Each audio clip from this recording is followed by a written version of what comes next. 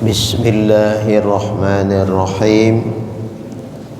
Assalamualaikum warahmatullahi wabarakatuh. Alhamdulillahi rabbil alamin. Wa bihi nasta'in ala umurid dunya waddin. Asyhadu an la ilaha illallah wahdah la syarika lah wa asyhadu anna Muhammadan abduhu wa rasuluh alladzi la nabiyya ba'dah. Allahumma salli wa sallim wa barik ala sayyidina wa habibina wa maulana Muhammad wa ala alihi wa ashabihi ajma'in. Rabbi shrah li sadri wa yassir li amri wahlul 'uqdatam min lisani yafqahu qawli. Qala al-muallif rahimahullahu ta'ala wa adama naf'ana bi'ulumihi fid darain amin. Thumma qala Allahumma hidayatan lis-shawab ya rabbal alamin. Puji dan juga syukur sama kita persembahkan kehadirat Allah Subhanahu wa ta'ala. Salawat dan salam keharibaan baginda Nabi kita Muhammad sallallahu alaihi wa alihi wasallam. Semoga kita bahagian dari umatnya yang kelak mendapatkan syafaat darinya. Amin ya rabbal alamin. Bapak Ibu hadirin wal hadirat jamaah salat subuh rahimakumullah. Kajian kita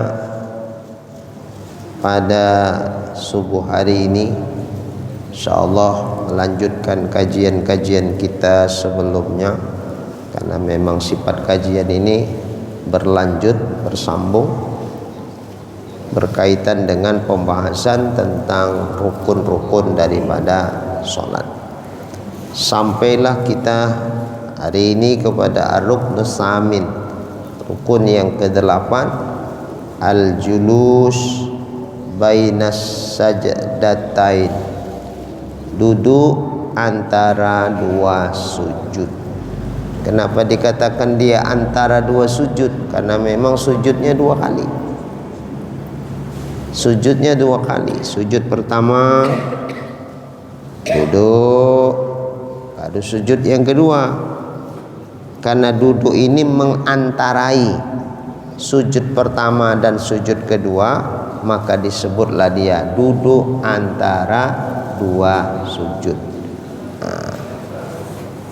Makanya oleh karena itu wahwa ruknun qasir, duduk antara dua sujud ini istilahnya namanya rukun pendek. Apa maksud rukun pendek? Enggak boleh lama-lama di situ.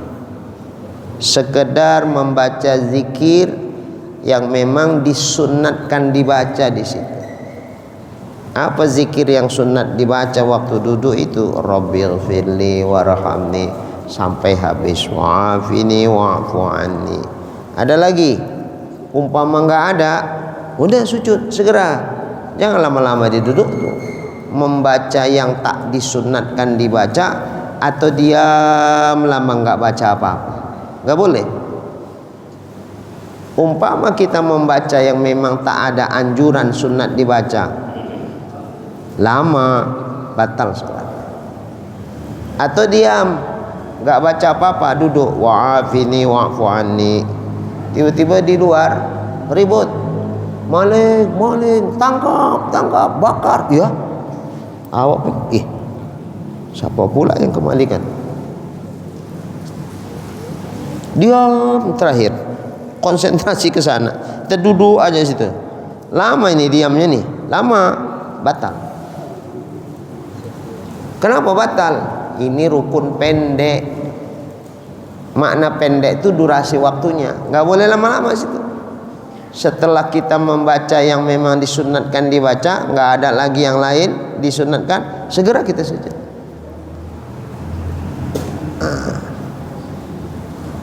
Kenapa disebut dia rukun pendek? Syuri'a lil fasli bainas sajadatain. Karena duduk ini disyariatkan, diperintahkan untuk memisahkan antara sujud pertama dengan sujud kedua. Tujuan dia untuk memisah. Karena kalau nggak ada duduk, macam mana membedakan ini sujud pertama, ini sujud yang kedua? Nggak ada membedakannya. Maka duduk itulah membedakan yang tadi pertama duduk, ini yang kedua, gitu. Untuk memisah itu aja. Mana sujud pertama, mana sujud yang kedua. Nah, maka karena tujuannya untuk memisahkan itu, nggak boleh lama-lama. Sekedar disunatkan yang sunat dibaca, itu aja lah dibaca. Yang nggak disunatkan dibaca di situ usah dibaca. Kalau dibaca lama, batal sholat karena dia rukun pendek. Atau diam, nggak baca apa-apa, lama, batal semuanya. Ukuran lamanya macam mana? Kan gitu, dobitnya. Batasannya yang namanya lama tuh semana? Kalau diduduk antara dua sujud, ukurannya apa yang wajib dibaca ketika duduk?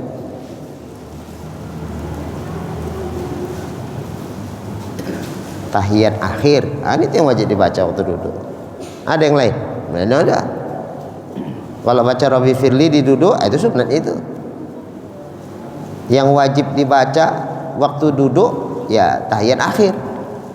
Seukuran tahiyat akhir itulah dia lamanya. Lebih dari itu dianggap lama, batal. Tapi ukurannya pun tidak semua seukuran yang wajib dibaca saja. Sebagian kita masih berpikir atau baru sebatas tahu, dikira tahiyat akhir itu dari at-tahiyatul mubarakatus sholawatut thayyibatu lillah sampai fil alamina innaka hamidum majid, dikira semua wajib. Kok gitu? Ya begitu diajarkan dulu waktu masih kecil. Ini bacaan tahiyat akhir katanya, dari mulai awal sampai habis. Itu yang diajarkan. Sangkawa itu wajib semua, padahal tidak. Di dalam tahiyat yang kita baca yang biasa tuh, di situ ada wajibnya, ada sunatnya. Enggak semua wajib itu bacaannya. Dalam hadis yang diriwayatkan oleh Imam Syafi'i, itulah yang wajib dibaca dalam mazhab Syafi'i. Ada hadis yang diriwayatkan oleh Imam Bukhari, lengkap semua macam yang biasa kita baca. Itu sunat plus wajib. At-tahiyyatul mubarakatus sholawatut thayyibatu lillah. Assalamu alayka ayyuhan nabiyyu wa rahmatullahi wa barakatuh. Assalamu alayna wa ala ibadillahi sholihin.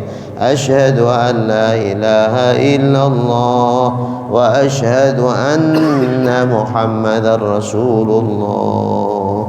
Segitunya tahiyat tuh. Allahumma sholli ala, itu bukan tahiyat, itu salawat. Itu rukun beda lagi. Allahumma sholli ala sayyidina Muhammad wa ala, itu beda lagi. Baca sholawat setelah tahiyat itu rukun. Rukun yang lain, yang tahiyatnya mana? Sampai syahadatain aja. Sebagian menyangka sampai fil alamina kan gitu. Enggak. Yang namanya tahiyat, tasyahud itu sampai syahadatain. Allahumma sholli itu bukan tasyahud, bukan tahiyat, itu sholawat. Sholawat itu rukun lain lagi. Membaca tahiyat akhir rukun, membaca selawat setelah tahiyat rukun. Lain dua itu. Selama ini aku pikir rata semuanya sampai fil alamin wajib semua, rukun. Enggak, bukan tahiyat itu. Yang Allahumma sholli itu bukan tahiyat. Sholawat kepada Nabi setelah tahiyat akhir itu rukun lain lagi. Tahiyatnya rukun, selawatnya rukun. Tapi selawat tak dibilang tahiyat. Jelas ya, Bu? Nah, yang tahiyat akhir pun yang seperti kita baca itu tidak semua wajib. Yang wajib, yang rukun, tahiyat dalam hadis yang diriwayatkan oleh Imam Syafi'i. Mana itu?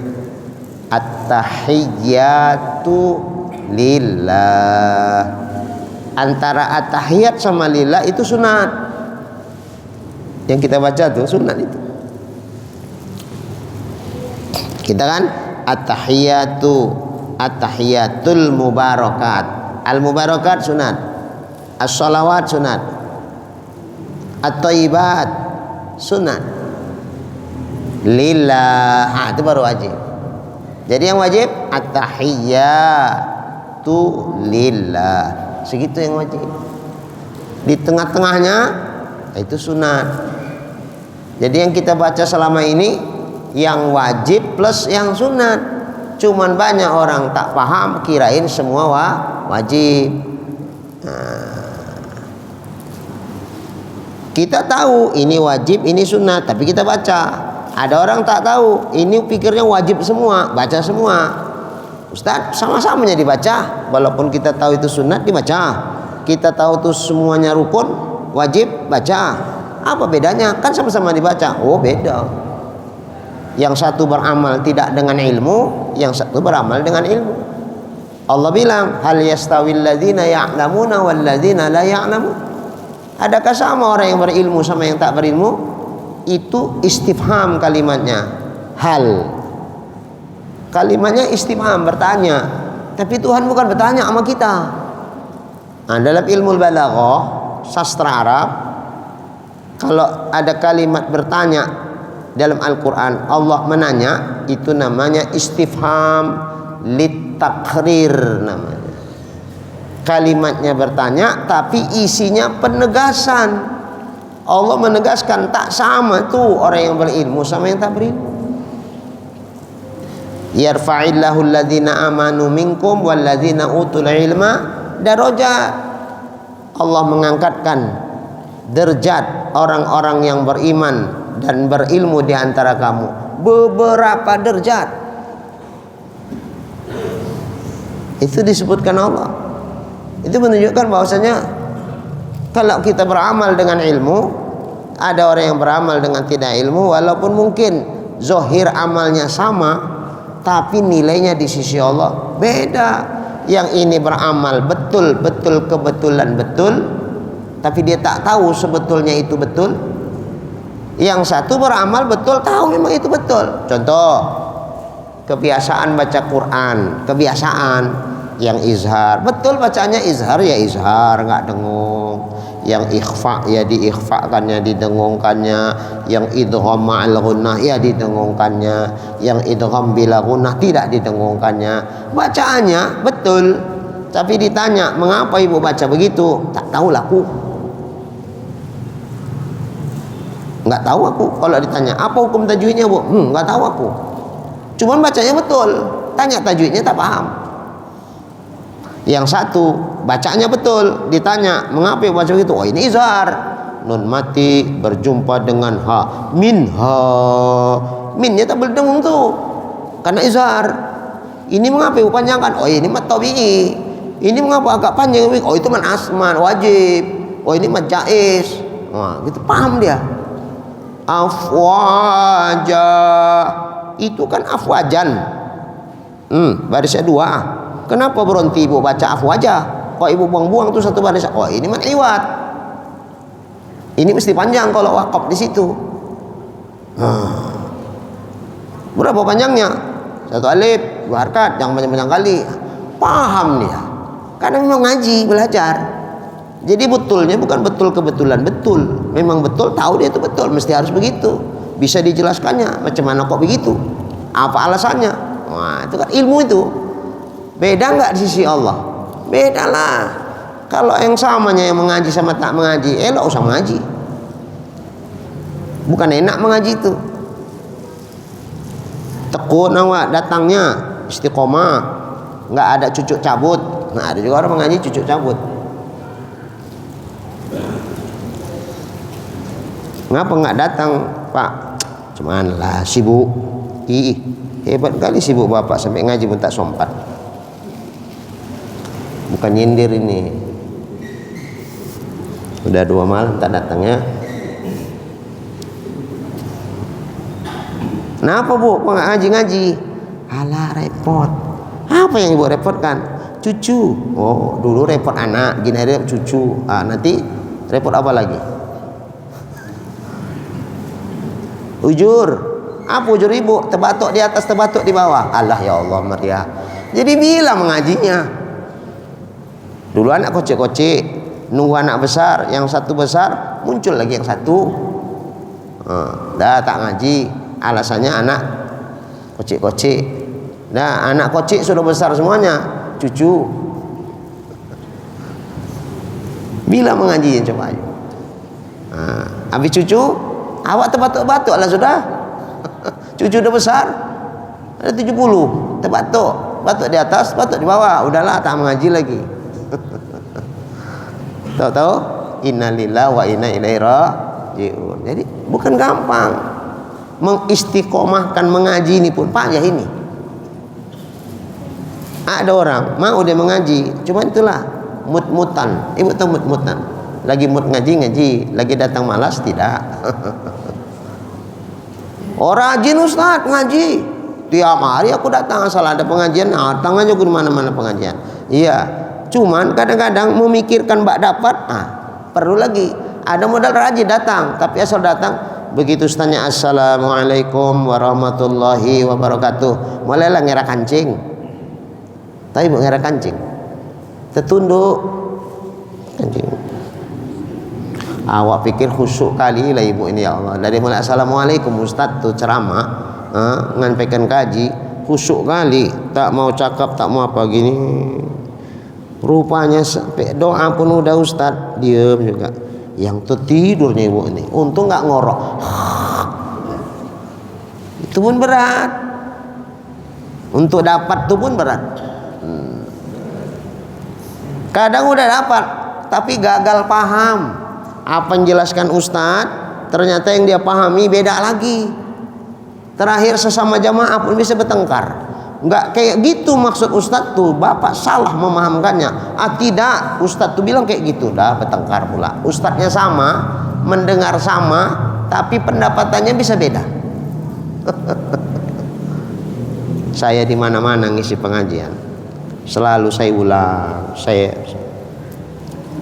saya ibu tahu dulu kan anak bayi kan nggak kayak gini hari banyak kali apa namanya formula. Kalau dulu mana ada zaman dulu. Ini kurang asinya ini, asik nangis saja ini anak ini. Udah agak besar deh kan. Dimasakkan apa? Nasi lombe habis itu diapain lagi? Pakai saringan air tuh yang dari aluminium itu ya. Ingat saya, omak saya gitu bikinkan kami dulu. Lombutnya bukan main. Eloknya ngasih makannya waktu nangis ya. Tenang, jangan waktu ketawa-ketawa, lama siapnya. Waktu nangis, masuklah, peluk masuk, masuk. Lumat kali lah itu ya bu ya. Kan lumat itu. Nah saya berusaha semampu yang saya bisa menyampaikan kaji itu lumat selumat-lumat, jelas sejelas-jelasnya. Kalau perlu tahu saya bertanya, yang dari dalam itu mau ditanyakan udah terjawab dengan sendirinya. Begitulah yang saya usahakan, tapi semampu saya lah pula. Ada kadang-kadang tak tersampaikan, tak ingat, ditanya baru ingat, baru kasih jawaban.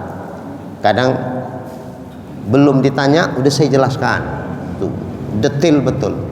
Tapi gitu pun kadang-kadang masih ada juga salah paham. Apa contoh? Misal, apa itu hukumnya membaca surah Fatihah di dalam sholat? Wajib, itu rukun itu. Udah kita bahasnya dulu ini kan. Rukun. Apa dalil? La sholata liman lam yaqra' bi Fatihatil kitab. Itu hadis tuh. La sholata, tidak ada sholat, maksudnya tidak sah sholat liman bagi orang. La sholata liman lam yaqra', yang lam yaqra' tidak membaca bi Fatihatil kitab, surah Al-Fatihah. Jadi tidak sah sholat orang yang tidak membaca surah Fatihah. Dalam mazhab Syafi'i dengan dasar hadis ini, membaca Fatihah itu rukun, hukumnya wajib. Untuk siapa itu? Untuk orang yang sholat lah. Yang sholat itu siapa? Semua yang sholat, umum. Dari mana kita tahu umum? Makanya membaca hadis itu jangan pakai terjemah tok. Pahami itu kaidah-kaidah bahasa Arab. Kalau kita nggak paham kaidah bahasa Arab, jangan coba-coba kita mengeluarkan hukum dari hadis itu, dari Quran itu. Nggak mudah. Ulama mengistimbat hukum, mengeluarkan hukum dari Quran itu nggak gampang. Kalau kita pelajari itu, ya Allah, angkat tangan kita sama sekelas Imam Syafi'i, sekelas Imam Nawawi, Imam Rafi'i, Syekh Ibnu Hajar, angkat tangan kita, Masya Allah, hebat kali ilmu orang nih, sampai sedetil itu. Kagum kita dengan mereka. Disinilah kuasa Allah membikin hamba-hambanya, sebahagian ada yang berilmu, sebagian kurang, sebagian yang tak berilmu. Nampak kuasa Allah di situ. Cemana mereka mengupas Quran dan hadis itu. Jadi nggak asal tahu terjemah tiba-tiba kita bisa membilangkan hukum dari Quran hadis, nggak bisa. Pahami betul-betul itu. Kalau kita nggak paham bahasa Arab, udahlah, nyerah aja lah, sami'na wa ata'na kepada yang paham. Fas'alu ahla zikri in kuntum la ta'lamun. Bertanya sama orang yang berilmu kalau awak tak tahu, kalau tak berilmu. Ngikut aja lah, jangan sok-sokan. Baru tahu terjemah, tiba-tiba kita sudah membuat hukum dari Quran hadis. Bahaya itu. Man tafassarul Qur'ana bi ra'yih falyatabawa maq'adahu minan nar. Siapa mentafsirkan Quran dengan ra', dengan pikirannya semata-mata, tidak pakai kaidah-kaidah bahasa Arab, tidak pakai kaidah-kaidah bagaimana seharusnya kita memahami Quran, maka hendaklah ia mempersiapkan dirinya masuk ke dalam api neraka. Itu hadisnya jelas itu. Nggak bisa.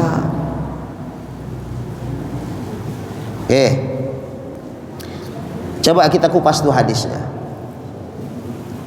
La sholata liman. Itu ada kalimatnya, man. Tidak sah sholat bagi orang.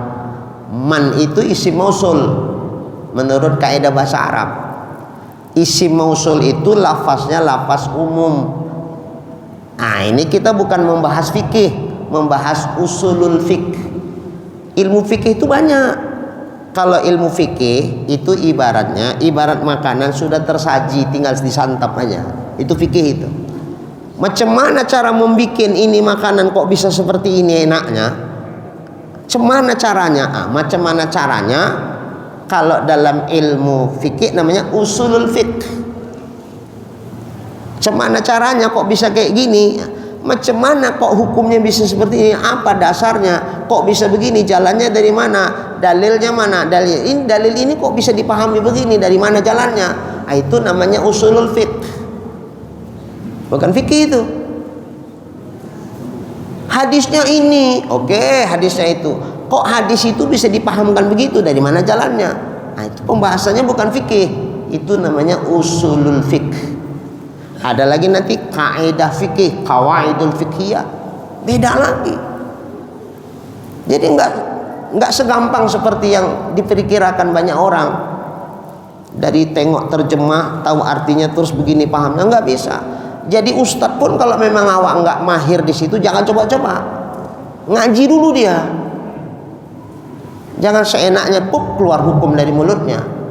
Harus ngaji betul-betul dia. Halus betul pemahaman terhadap itu.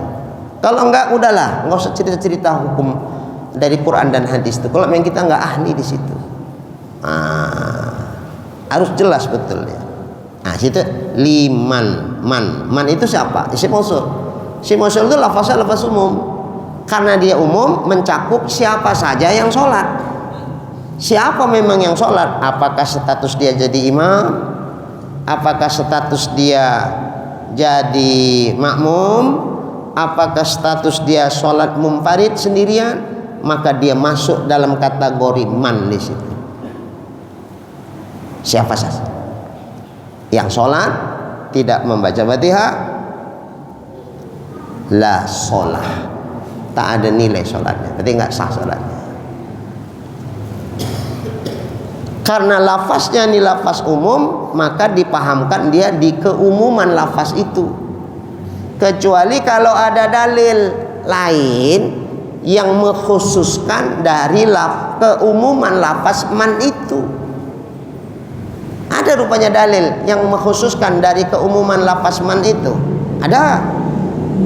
Apa itu masalahnya? Untuk makmum yang masbuk, al imamu domin, imam itu menanggung. Yang ditanggung imam siapa? Yang kalau dia masbuk. Kalau dia masbuk, betul, maka dia nggak termasuk pada lafaz man di situ. Berarti apa hukumnya sholat dia?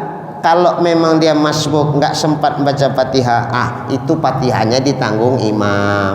Apa pengecualiannya di situ di masbuk? Bukan begini. Pokoknya namanya kita makmum kan ikut imam, udah ditanggung imam itu, so baca pun nggak apa-apa Fatihah itu. Loh, kok segampang itu? Mau dikemanakan di hadis ini? Jadi nggak bisa. Kita makmum ikut imam saja. Oke, ada memang yang memahaminya begitu.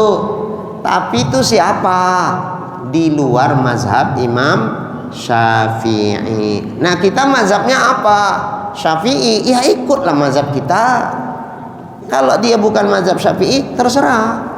Ini yang kadang-kadang yang jadi masalah sama kita, dia amal sehari-harinya mazhab Syafi'i, tapi yang disampaikannya bukan mazhab Syafi'i, dia beranggapan itu mazhabnya Syafi'i. Ini yang kacau.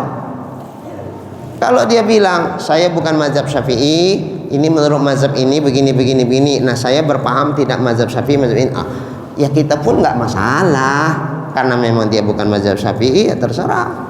Sama kayak misalnya bersentuhan kulit laki-laki dengan kulit perempuan, di mazhab Syafi'i batal. Tapi ada di mazhab yang lain bersentuhan laki dengan perempuan itu tidak batal. Tapi dia menyatakan ini bukan mazhab Syafi'i ya yang nggak batal. Kalau mazhab Syafi'i batal. Kalau ini bukan mazhab Syafi'i, ini mazhab A misalnya, ini nggak batal. Cemana kok bisa nggak batal? Dari mana pemahamannya? Dari mana pula kok batal? Apa pemahamannya? Dari mana hukumnya? Istinbatul ahkamnya gimana? Ya harus paham, baru kita sampaikan. Kalau nggak usah sampaikan. Bisa gagal paham orang nanti. Aula mastumun nisa, atau kamu menyentuh akan perempuan, itu batal. Lamastum. Nah, kita mazhab Syafi'i memahami lamastum itu lamisa, menyentuh. Menyentuh selama kata itu bisa dipahami sesuai dengan makna hakikatnya, kita pahami dulu sesuai dengan hakikatnya. Kalau nggak bisa dipahami dengan makna hakikatnya, baru kita pahami itu makna majas, kata kiasan. Imam Syafi'i atau mazhab Syafi'i memahami Al-Quran dan hadis itu begitu.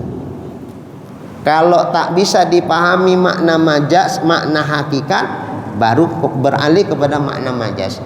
Tapi selama masih bisa dipahami makna hakikatnya, jangan dulu dipindahkan kepada makna majas. Di Quran ada kalimatnya begini, Fas'alil qaryah, kau tanyalah kampung itu. Kampung itu kau tanya. Begitu sampai kau di kampung tuh, nah tanyalah. Lah kalau qaryah kampung itu dimaknai hakikat kampung, bisa kampung ditanya, kampung, Bandar Setia, di rumah, di manakah rumah Pak Najir? Di sini. Kira-kira bisa ditanya kampung tuh, menjawabnya kampung tuh? Tidak. Kalau kampung qaryah itu dimaknai hakikatnya, tentu tak nyambung ini ayat nih. Masa kampung ditanya? Mana menjawab kampung itu? Ketika ini qaryah tak bisa dipahami makna hakikat qaryah, yakni sebuah kampung, kampung Bandar Setia misalnya, maka itu dialihkan dia kepada makna majas. Yang dimaksud bukan kampungnya, tapi yang dimaksud penduduk yang ada di kampung itu. Ada yang mahzub di situ pemahamannya. Was'alil qaryah maknanya was'al ahlal qaryah. Begitu. Tanya kaulah penduduk yang ada di kampung itu. Gitu maksudnya. Jadi qaryah di situ tidak makna hakikatnya, tapi makna majas.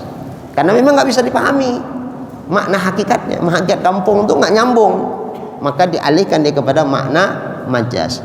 Selama masih bisa nyambung, bisa dipahami makna hakikatnya, tak boleh dipahami makna majas. Aula mastumun nisa, atau kamu menyentuh akan perempuan. Lamisa itu menurut bahasa Arab sentuhan kulit dengan kulit, itu lams. Itu makna hakikatnya. Bisa dipahami begitu? Bisa. Kalau bisa, ya udah itulah pahamnya. Tapi ada mazhab lain. Ayat itu maknanya bukan makna hakikat sentuh. Itu majas, kata kiasan dari jima. Aula mastumun nisa maknanya au jama'tumun nisa, atau kamu jima, berhubungan suami istri sama perempuan. Itu baru batal wudu. Mereka memahaminya begitu. Ya udah terserah. Itu ada mazhab lain yang memahami begitu. Lalu bagaimana sikap kita terhadap pemahaman mereka? Ya kita toleransi. Fikih itu biasa khilafiyah, tapi jelas dia dipahami itu loh, maksud saya begitu. Yang macam begini, ini kami mazhabnya ini, berdasarkan mazhab ini pahamnya sesuai dengan ayat itu. Oke, kita terima, kita hormati pemahaman dia. Tapi jelas di mana dia tegaknya itu yang saya maksud. Tegak di mazhab mana dia? Aku Syafi'i. Syafi'i itu begini pahamnya. Maliki itu begini pahamnya. Yang manapun boleh-boleh saja, nggak ada masalah. Kita tasammuh, kita toleransi. Karena fikih itu ya memang biasa khilafiyah. Beda pendapat di dalam mazhab itu rahmat bagi umat. Tapi jangan dia mengatasnamakan mazhab Syafi'i atau tidak menyebutkan yang selama ini kita memahamkannya begini. Lantas dia pemahaman sehari-harinya seperti kita, tiba-tiba menjelaskan ini beda. Umat kan jadi bingung. Loh, biasanya kalau persentuhan laki perempuan tuh batal, tapi ustadz tuh bilang tak batal. Kenapa ustadz tuh bilang tak batal? Mazhab ustadz tuh selama ini Syafi'inya, tapi kok bisa nggak batal? Sangka orang mazhab Syafi'i juga yang disampaikan dia, padahal mungkin tidak. Maka ustadz itu harus jujur. Ini yang batal itu menurut mazhab Syafi'i, alasannya begini. Adapun yang tak batal itu mazhab Maliki, alasannya begini. Clear? Kita menjadi paham jelas. Wawasan kita bertambah, amal kita istiqomah. Kita nggak nyalahkan orang lain dengan amalnya karena dia memang tempat pijaannya beda sama kita. Kita tetap bertahan atas apa yang selama ini kita pelajari dan kita yakini. Kita beramal sesuai dengan apa yang kita pahami. Kita toleransi dengan amal pemahaman orang lain. Enak kita beramal tuh. Yang payah Ustadz ini nak jelaskan begitu, awak pun jadi bingung. Ih, selama ini pahamnya batal, kenapa tak batal? Takutnya nanti Ustadz itu disalahkan orang, menyalahnya Ustadz tuh. Padahal betulnya dia, cuman dia tidak menjelaskan ini mazhab ini gitu. Nah itu saya mau begitu, cara menjelaskannya begitu. Jadi kita jelas, kita tegak di mana. Umat pun nggak bingung. Oh itu mazhab lain rupanya, mazhab ini dalilnya ini. Kalau kita pula dalilnya ini. Oh, mantap kita beramal, nggak ada keraguan-raguan. Nah itu yang saya mau. Nah kalau ustadznya nggak ahli di situ, udah nggak usah cakap kayak gitu. Biarkan aja lah macam mana yang biasa diamalkan masyarakat tuh, itu aja lah biar. Tak usah diganggu-ganggu lagi. Tak usah dibilang-bilang yang lain-lain. Boleh dia bilang yang lain, tapi jelaskan ini mazhab ini, dalilnya ini. Nah begitu. Maksudnya apa dijelaskan? Supaya masyarakat wawasannya bertambah bagus, untuk tidak menyalahkan orang yang berbeda dengan kita. Bagus kalau begitu cara nyampaikannya. Tapi kalau nyampaikannya berbeda tapi nggak dikasih penjelasan, umatnya yang bingung. Selama ini batal, kok ini nggak batal ya? Kok bisa gitu ya? Nah, kan selama ini kita wajib baca Fatihah biar makmum pun, kecuali kalau masbuk iyalah nggak wajib dibaca, namanya juga dia tanggung sama imam. Begitu yang selama ini kita pahami. Ini Ustadz nih kok biar masbuk nggak masbuk, pokoknya kalau makmum nggak usah baca Fatihah, dengarkan aja bacaan imam, udah ditanggung imam. Loh kok beda ya? Nah akhirnya Ustadz nih bilang gini, Ustadz nih bilang gini, terakhir yang awam ini bingung aku, yang mana yang betul. Nah, kan? Makanya kalau kita beda dari yang selama ini dipahami di masyarakat, kita harus jelaskan dulu, duduk betul ilmunya. Nah kalau kira-kira nggak didudukkan, jangan disampaikan. Nah, nanti membingungkan orang. Nah, oke, itu aja. Baiklah, saya nggak jelaskan masbuk gimana, muafik. Yang wajib baca Fatihah bagi makmum itu muafik. Tapi kalau masbuk nggak ditanggung imam. Nah, seperti apa masbuk dan muafik? Ya, saya kira karena udah saya jelaskan dulu, nggak perlu lagi saya jelaskan. Tapi kalau nanti ditanya, ya insya Allah saya jelaskan. Mungkin ada yang waktu itu nggak datang, atau waktu itu mungkin ngantuk, ya bu ya. Namanya ngaji habis subuh ini kan. Nah, oke. Surutul julus bainas sajdataini sittatun. Syarat duduk antara dua sujud itu ada 6 syaratnya. Yang pertama ayyasihha ma qabla. Sebelum duduk nih harus sah duduk. Kalau sebelum duduk ini nggak sah, duduknya pasti nggak sah. Apa sebelum duduk? Sujud. Kan sujud pertama baru duduk. Sujud pertama tuh mesti sah, baru duduknya sah. Kalau sujudnya tidak sah, duduknya pasti nggak sah. Kok gitu? Nah, nanti terkait dengan tartib. Termasuk rukun sholat itu tertib. Namanya tertib, tentu sah dulu ini baru berpindah ke berikutnya, sah baru pindah berikutnya, sah baru pindah berikutnya, begitu baru namanya tertib. Kalau ini nggak sah nggak dihitung. Kalau dia nggak dihitung, yang selanjutnya pun nggak dihitung karena nggak dihitung sebelumnya, nggak sah. Oke, apa misalnya? Udah kita bahas sebelum duduk kan sujud. Syarat sah sujud itu sujudnya tomak ninah. Itu kan banyak itu syarat yang lalu, ada berapa itu? Ada 9 itu syaratnya. Udah kita bahas yang lalu. Di antara yang 9 syarat sah sujud tuh tomak ninah waktu sujud. Nah ketika sujudnya nggak tomak ninah, kayak patok ayam, putus naik terus ya. Allahu Akbar, Allahu Akbar. Nggak ada tomak ninahnya, sujud ngangkat. Ini sholat tarawih nih kadang-kadang nak copat aja, atau udah ditunggu orang nak undangan sama-sama. Tet, yuk ikut nggak nih?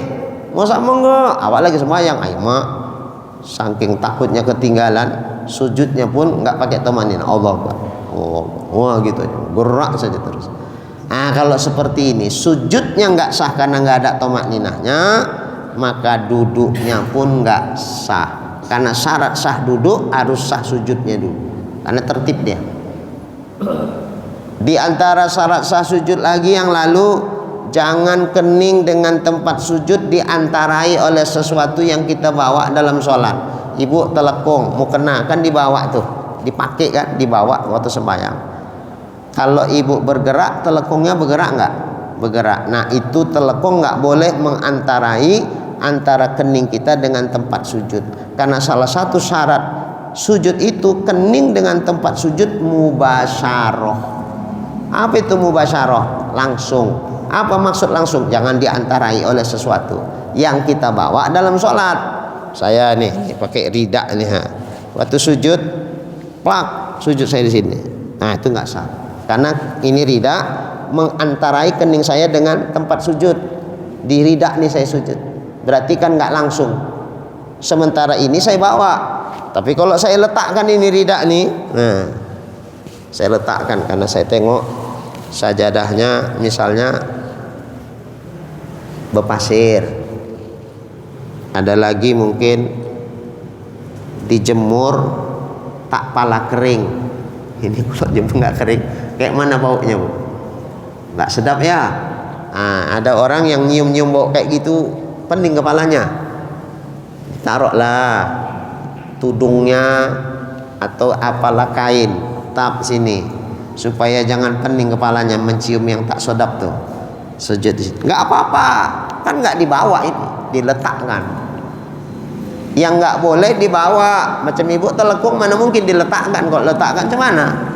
Tak tertutup aurat kan? Nah, pasti dipakai. Nah, kadang-kadang waktu mau sujud itu ngembang dia, ke depan, sujud di situ. Nah, itulah yang nggak sah itu. Nah, kalau sujudnya nggak sah, duduknya pun pasti nggak sah. Maka syarat sah duduk, sujudnya sah. Itu yang pertama. Yang kedua, alla yaqsida bihi ghairah. Jangan dia maksudkan dengan duduk tuh yang lain. Berarti tidak boleh ada niat yang lain waktu bangkit dari sujud dari untuk duduk. Apa contoh misalnya? Gini. Waktu sujud subhana rabbiyal a'la wa bihamdi subhana rabbiyal a'la wa bihamdi. Pas yang ketiga ada petir. Duar, terkejutlah ibu nih, refleks.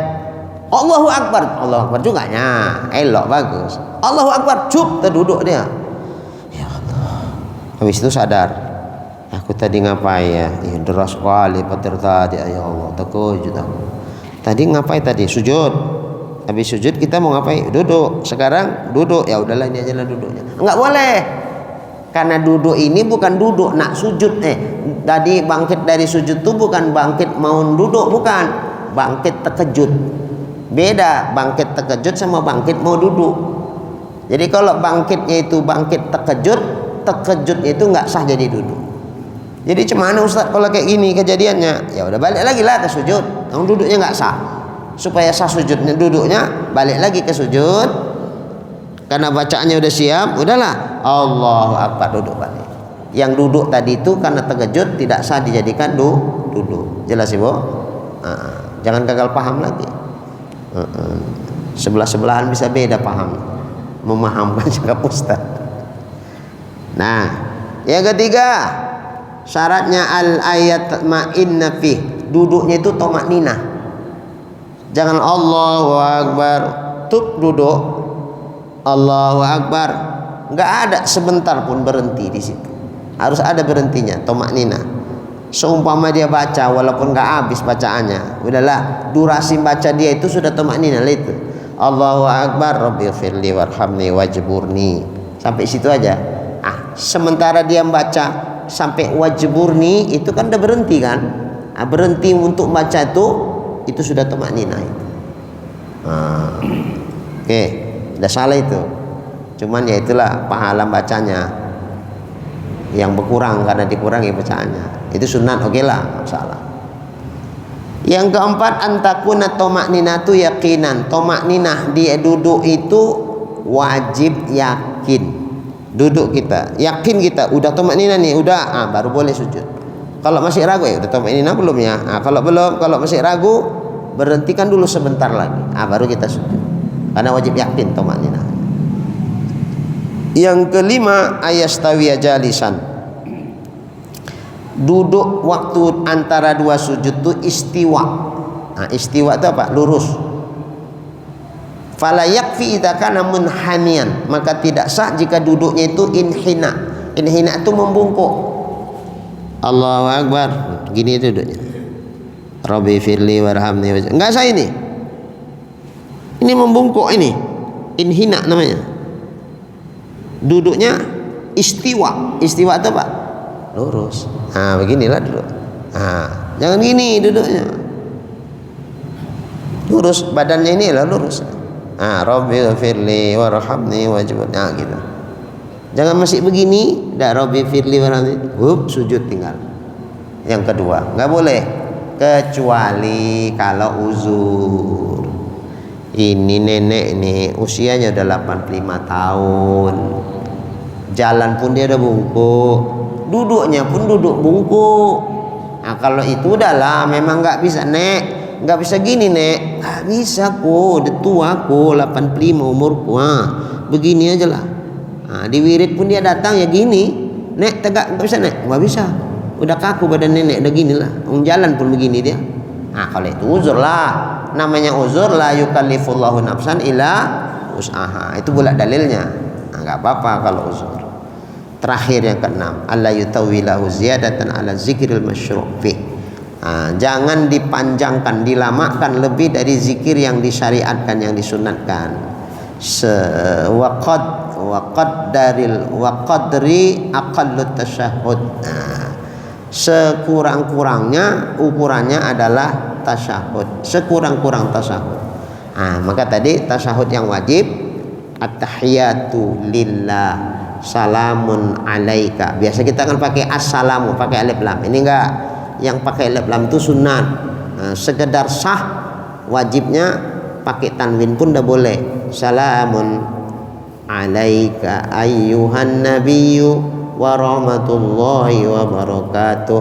Salamun alaina wa ala ibadillahi sholihin. Asyhadu an la ilaha illallah wa anna muhammadar rasulullah. Asyhadu yang kedua itu sunat, wawunya wajib. Asyhadu an la ilaha illallah wa anna muhammadar rasulullah. Ini hadis riwayat Imam Syafi'i. Dalam mazhab Syafi'i, tahiyat sekedar sah, tapi tidak dapat pahala sunat. Ini dia udah sah. Itulah aqallut tasyahud namanya. Sekurang-kurang bacaan tasyahud yang wajib itu sebatas itu. Adapun yang seperti kita baca biasa itu hadis riwayatnya lain lagi, riwayat Imam Bukhari. Itu mencakup antara yang wajib plus yang sunat. Yang selama ini kita baca itu yang afdolnya. Tapi sekedar sah itu hadis riwayat Imam Bukhari, Imam Syafi'i yang tadi itu at-tahiyatu lillah, salamun alaika ayyuhan nabiyyu wa rahmatullahi wa barakatuh, salamun alaina wa ala ibadillahi sholihin, asyhadu an la ilaha illallah wa anna muhammadar rasulullah. Segitulah yang paling sedikit dari yang wajib tahiyat itu. Nah, andai dia duduk setelah baca Rabbi firli dan seterusnya yang sunat dibaca, lantas dia diem seukuran lebih dari yang tadi, sekurang-kurang tahiyat tuh batal sholatnya. Berarti dia namanya melamakan atau memanjangkan rukun yang pendek. Seperti itulah. Baiklah, kita padakan sampai di sini. Mudah-mudahan apa yang kita kaji insyaallah menjadi ilmu yang bermanfaat buat kita semua. Amin ya rabbal alamin. Billahi taufiq wal hidayah. Assalamualaikum warahmatullahi wabarakatuh. Kepada Bapak Ibu, Anda mau ditanyakan mungkin dia sudah setuju. Kalau ada, kita tanyakan aja. Apa jauh lagi?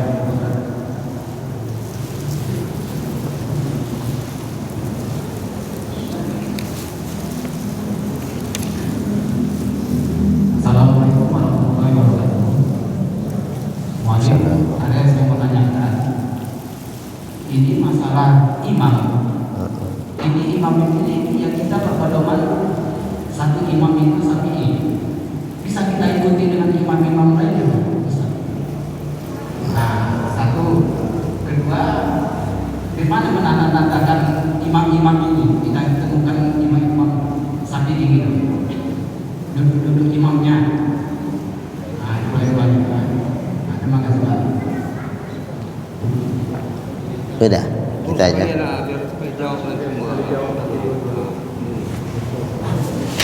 Assalamualaikum warahmatullahi wabarakatuh. Waalaikumsalam. Ini saya mau tanya masalah tentang sholat berjamaah.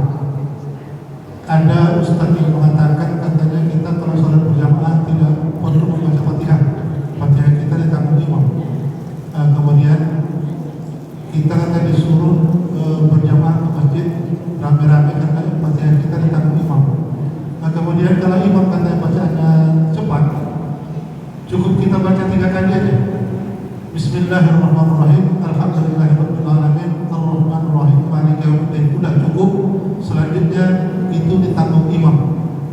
Yang mau saya tanyakan Mu'alim, yang mana yang ditanggung imam, yang mana bacaan yang ditanggung imam, yang mana yang tidak ditanggung imam, yang ditanggung masing-masing. Demikian. Assalamualaikum warahmatullahi wabarakatuh. Assalamualaikum warahmatullahi wabarakatuh. Pertanyaan pertama, bolehkah kita ikut imam yang lain? Saya pikir tadi imam sholat, rupanya imam mazhab maksudnya. Imam mazhab maksudnya. Selamanya kita ikut imam mazhab Syafi'i. Umpama ikut Maliki boleh enggak? Itu masalahnya ya. Boleh, dengan catatan tahu kita apa yang dipahami sesuai mazhab Maliki itu. Jangan secomot, tahu yang sikit tuh lantas kita pindah ke sana, lompat ke sana, lompat kemari, apalagi sekedar mau cari enaknya saja. Mak borat nih di sini ya. Tapi ada mazhab Syafi'i, mazhab Maliki bilang katanya enggak apa-apa kalau kayak gini boleh. Aku pindah ke situ aja lah. Macam mana pindahnya? Tidak dipelajari ilmunya. Nah, ini masalah. Contoh, tadi saya katakan mazhab Malik, bersentuhan laki dengan perempuan tak batal wudunya. Mazhab Syafi'i batal. Kesenggol dia sama istrinya, malas sekali aku, dingin-dingin ngambil wudu lagi. Adalah aku mazhab Maliki aja lah, pakai mazhab Maliki. Nah, kita lihat wudu mazhab Maliki dengan wudu mazhab Syafi'i beda apa enggak? Ada bedanya. Mazhab Syafi'i menyapu kepala sikit aja udah sah.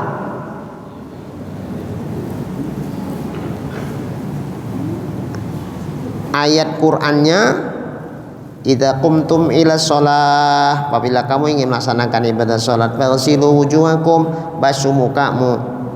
Kemudian faghsilu wujuhakum wa aydiyakum ilal marafiq, basuh tangan sampai sikumu. Wamsahu biru'usikum, sapulah kepalamu. Di dalam ayat itu enggak dijelaskan berapa batas kepala yang wajib disapu. Umum ini ayatnya. Ketika ayat itu tidak menjelaskan, kita lihat macam mana praktek Nabi dalam wudu. Ternyata imam-imam mazhab Maliki, tapi mereka itu ahli-ahli hadis. Mereka yang lebih mahir memahami itu dari kita. Imam Syafi'i mengamati hadis-hadis yang ada, ternyata Imam Syafi'i cenderungnya terhadap hadis yang ini. Imam Malik cenderung kepada hadis yang menyatakan menyapu kepala Nabi itu dalam riwayat itu semua kepala sapu. Wah, Imam Malik cenderung ke hadis ini, sehingga Imam Malik bermazhab, berpendapat, berijtihad, menyapu kepala yang dimaksud pada ayat itu sesuai dengan yang dipraktekkan Nabi, semua kepala disapu. Kalau enggak sah. Itu Malik. Kalau mazhab Hanafi qadrun nasyah, seukuran 1/4 kepala, itu yang wajib. Mazhab Syafi'i ada jumpa hadis lebih cenderung dia menguatkan hadis yang menyatakan sebagian itu sikit pun sebagian. Adapun hadis yang menyatakan semua kepala itu dipahamkan Imam Syafi'i itu makna sunnatnya, afdolnya begitu, tapi sekedar sahnya sedikit aja pun jadi. Nah, begitu mazhab Syafi'i imamnya. Nah, berarti dalam hal ini mazhab Syafi'i dengan mazhab Maliki beda. Nah, kita waktu wudhu macam mana? Nyapu kepalanya macam kebiasaan awak, sedikit aja, nggak disapu semua kayak mazhab Maliki. Baik, habis itu selesai wudhu kesenggol istri. Aku mazhab Maliki aja lah, mazhab Maliki nggak batal kok kesenggol perempuan. Dah, sholatlah dia. Nanti dipertanyakan sholat dia, Pak, sholat bapak nggak sah. Loh, kenapa nggak sah? Karena wudhu bapak udah batal, tadi kesenggol istri. Pada pandangan mazhab Syafi'i. Kata mazhab Maliki, Pak, sholat bapak pun tidak sah. Mengapa? Karena bapak wudhunya nggak sah, nyapunya sikit aja. Mazhab Maliki semua kepala. Ini dalam kajian fikih namanya talfik. Nah, talfik itu mencampurkan dua mazhab dalam satu masalah. Nah, berarti kalau dia begitulah beramal, pindah mazhabnya begitu, dia itu pindah mazhabnya tidak pakai ilmu. Kalau dia beramal tidak pakai ilmu, ya ilmu amalnya ditolak. Nah, jadi bolehkah kita pindah ke mazhab yang lain? Boleh, tapi pelajari ilmunya dulu betul-betul. Setelah paham, pindah ke situ, tidak masalah. Jangan comot sikit pup pindah, comot sikit cuk pindah, nggak bisa begitu. Mahir kita dulu di situ, ngaji betul-betul di situ. Baru ini ilmu yang bisa untuk diamalkan, ya betul-betul dikaji ilmunya. Setelah paham, siap untuk diamalkan, baru diamalkan. Jadi nggak bisa tahu sikit langsung dibikin.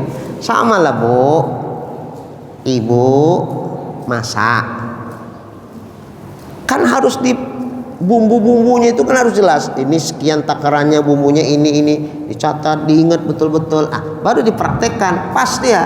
Coba kalau sekedar seingatku kayak gini tuh, seingatku ini bumbunya, seingatku. Kalau pakai seingatku, tahap rasa makanan itu. Udah kira-kira begitulah. Kira-kira begitu. Jadi pelajari dulu betul-betul, mantap, pas, yakin, pas, baru diamalkan. Jangan sekilas-sekilas saja, sekilas impu. Nggak bisa ngaji begitu. Duduk. Karena ini mau kita pertanggungjawabkan di hadapan Allah, amal kita ini.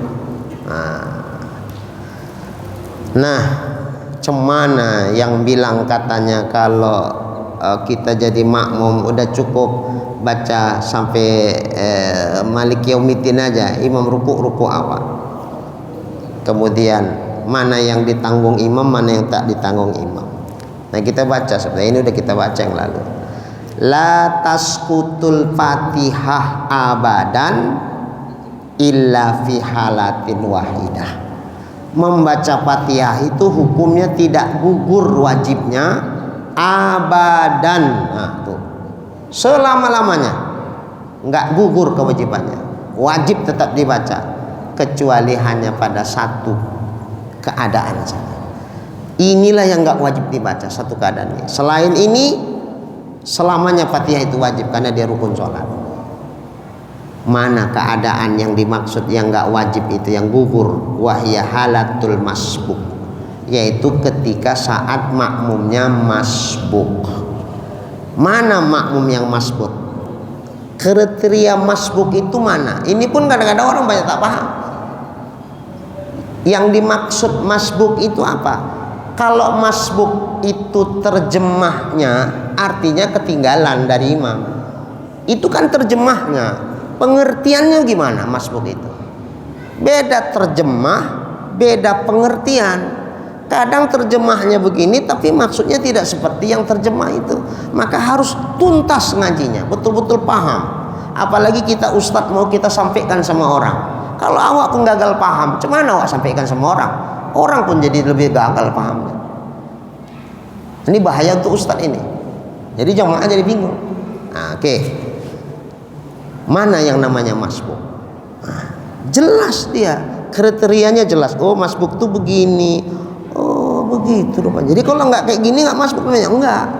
Kalau karena imam cepat kita ketinggalan, lantas ketinggalan itu dibilang masbuk, kacau betul nih ustadznya ini. Kacau betul paham dia itu. Nah, maka dia harus paham mana masbuk. Nah, kita baca nasnya ya. Ini bukan pikiran saya ini. Saya nggak berani berpikir karena saya bukan ulama yang setingkat Imam Syafi'i untuk menetapkan hukum dari Quran hadis. Saya nggak mampu. Imam Syafi'i itu buat saya itu sudah tingginya luar biasa. Nah, jadi bukan pikiran saya ini. Ini yang dituliskan oleh para ulama kita. Masbuk itu yaitu man adroka, orang yang mendapatkan min qiyamil imam, akan berdirinya imam, zamanan, dia mendapatkan durasi waktu, masa durasi waktu, yang durasi waktu yang didapatkan oleh si makmum itu saat imam berdiri, la yasa'u fihi qiraatul Fatihah, yang tidak bisa menghabiskan seluruh Fatihah. Misalnya imamnya lagi berdiri membaca surahnya pun udah mau di ujung-ujung, udah mau habis, dia datang ketinggalan, masuk ke saf, takbirlah dia, Allahu Akbar, masih didapatkan imam masih berdiri, tapi berdiri imam itu lagi membaca surah di ujung. Ya udah, berarti sempat kita baca Fatihah kan? Sempat. Seberapa? Ya seberapa yang sempat lah. Yang sunat-sunat jangan dibaca. Allahu Akbar kabiro jangan, itu sunat. Sementara posisi kita udah mendesak. Jangan gara-gara baca yang sunat, yang wajib tak terbaca. Nggak boleh itu. Maka yang sunat ketika itu abaikan, jangan dibaca. Langsung yang wajib. Apa yang wajib baca Fatihah? Bismillah. Bismillahirrahmanirrahim. Alhamdulillahirabbil alamin. Arrahmanirrahim. Imamnya ruku'. Allahu Akbar. Nah, ini dia yang masbuk tuh. Dia mendapatkan imam di posisi berdiri, tapi nggak bisa menghabiskan Fatihah dia. Setelah dia takbiratul ihram nggak habis Fatihah si makmum yang ketinggalan nih. Tahu-tahu imamnya ruku', Allahu Akbar. Ya udah, sisa yang nggak sempat terbaca itulah yang ditanggung imam, namanya masbuk. Beda halnya imam cepat baca kayak tarawih, Allahu Akbar, takbir imam, kita pun takbirlah Allahu Akbar. Kita sempat baca doa iftitah pun sempat baca Allahu Akbar kabira walhamdulillah sampai wa ana minal muslimin, siap imam baca Fatihah cepat, kita sempat lagi dengarkan dia baca Fatihah. Tahu-tahu pas waladhdallin amin pun sempat lagi awak ikut, cuman imam tak menunggu. Ayatnya qul huwallah pendek, larinya cepek lempul, enggak cepek lagi. Giginya 5, tancap gas dia. Awak pun potang panting lah.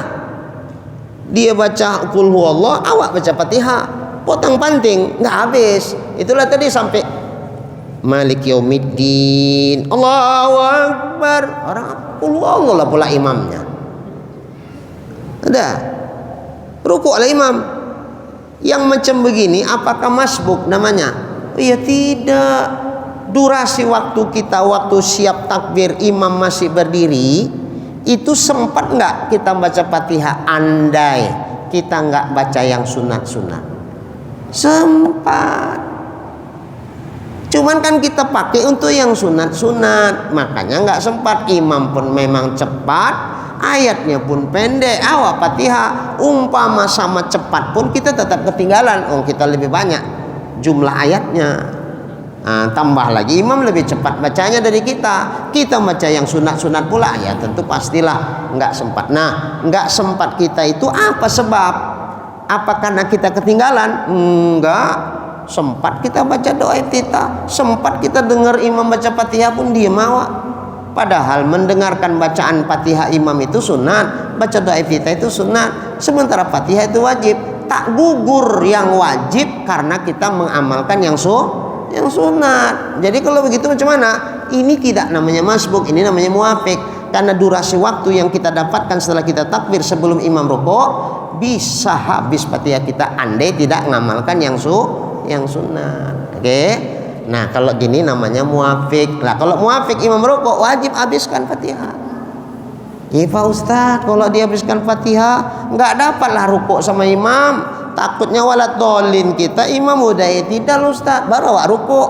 Macam mana? Ya nggak apa-apa. Kita ini bukan masbuk, kita muafik. Peraturan orang muafik, walaupun kita nggak dapat rukuk bersama dengan imam, rakaat tetap dihitung. Yang nggak dihitung kalau nggak dapat rukuk bersama imam jika kita masbuk. Macam tadi contohnya. Allahu Akbar. Bismillahirrahmanirrahim. Alhamdulillahirabbil alamin arrahmanir rahim maliki yaumiddin. Karena memang kita dapat imam dari ujung ayat, kita nggak baca yang sunat-sunat langsung Fatihah. Imam ruku Allahu Akbar. Ya kita wajib ikut ruku supaya ruku kita dapat rakaat dihitung. Nah, ada yang gagal paham, dihabiskannya Fatihahnya sampai waladhdallin. Akibat menghabiskan Fatihah yang itu nggak wajib dibaca karena masbuk gugur ditanggung imam, tapi tak paham dihabiskannya padahal nggak wajib menghabiskannya ditanggung imam. Nah, ketika saat imam i'tidal dia baru waladhdallin, baru dia ruku. Karena rukuknya tak ikut imam, dapat imam di ruku, maka rakaat nggak dihitung karena dia masbuk. Nah, ironisnya dia tak paham itu.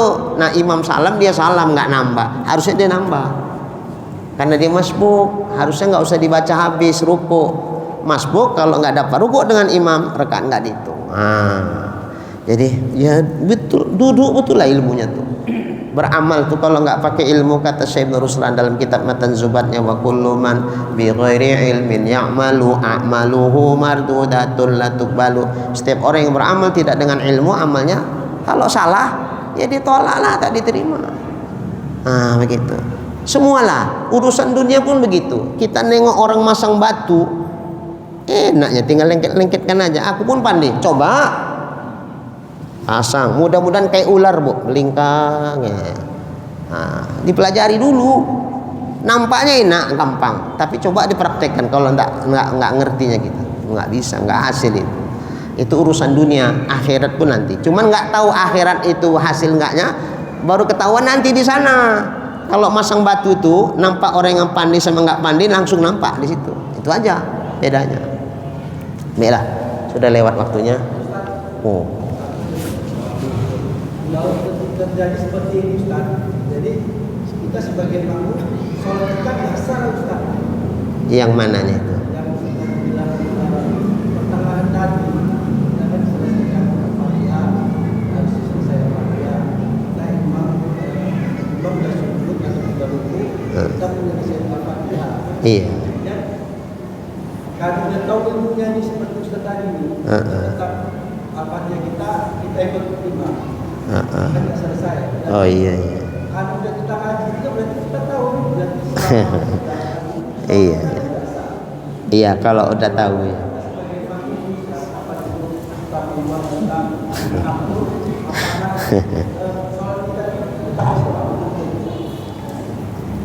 Kalau kita melakukan satu perbuatan yang tidak sesuai dengan aturan-aturan perbuatan itu, sehingga perbuatan kita tidak dihitung sah, berarti kan wujuduhu ka'adami. Yang kita lakukan sudah, tapi hukumnya sama kayak nggak dilakukan. Namanya nggak dilakukan ya sogenya diulang. Kalau tahu pasti ya memang itu nggak sah gitu. Kalau tahu pasti nggak sah sholat kita, setelah kita mengaji, berarti salah selama ini. Tahu kita yang mana sholat tuh, yang 2 hari yang lalu lah itu sholat isya misalnya, ya udah diganti. Umpama kalau tahu pasti ya. Kalau sanksi-sanksi apa kayak mana tempo hari kalau sanksi kan nggak pasti. Yang saya maksud yang pasti salah, tahu berdasarkan ilmu yang sudah kita kaji ya kita ulangi sholatnya. Bismillahirrahmanirrahim. Alhamdulillahirabbil alamin wassalatu wassalamu ala asyrafil anbiya'i wal mursalin wa ala alihi washabihi ajmain. اللهم ارزقنا إيمانا كاملا ويقينا صادقا وقلبا خاشعا وعلما نافعا وعملا مقبولا وتوبة نسوها وحسن الخاتمة. اللهم ارزقنا رزقا واسعا حلالا طيبا مباركا جميلا وإلى الخير قربنا وعن الشر أبعدنا واقض حوائجنا في الدين والدنيا والآخرة إنك على كل شيء قدير. صلى الله على سيدنا محمد وعلى آله وصحبه أجمعين والحمد لله رب العالمين. تقبل الله منكم.